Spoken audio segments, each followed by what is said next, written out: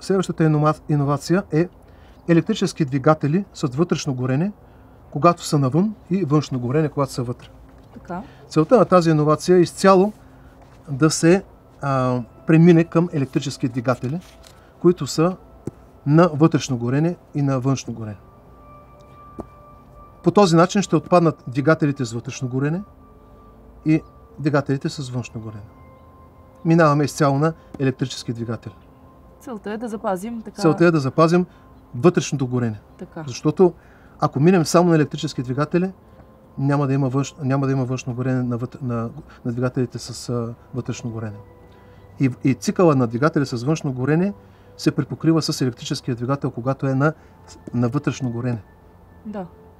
Ако двигател на вътрешно горене е електрически, няма проблем.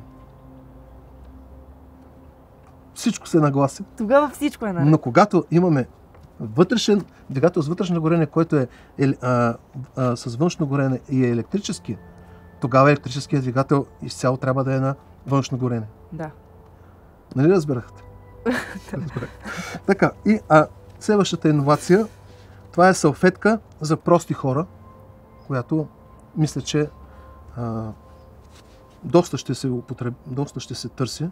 Да. Не дай си Боже да е така, но така, като гледам какво става напоследък в България, може би сте направили. значи, слава Богу, може би да не се наложи, но тя се продава мръсна, така. Самата салфетка, и в процеса на употреба се изчиства.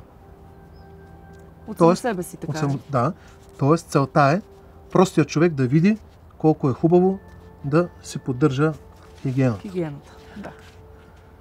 Измислил съм също така и нова методика, която може да бъде въведена в училищата.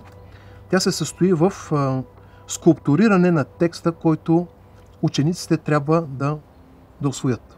Например, ако става въпрос за някакво стихотворение, да, учениците от желязна арматура, която служи, знаете, за кофраж и така нататък, да, те от желязна арматура, укривявайки железата, пресъздават целият текст. Това може да се случва на поляна, извън града.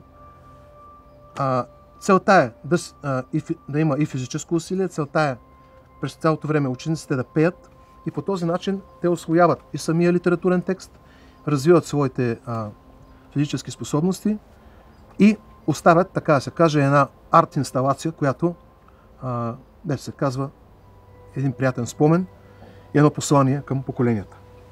Много полезно. Други иновации имате ли? За сега нямам други иновации. Нека спрем за една кратка почивка.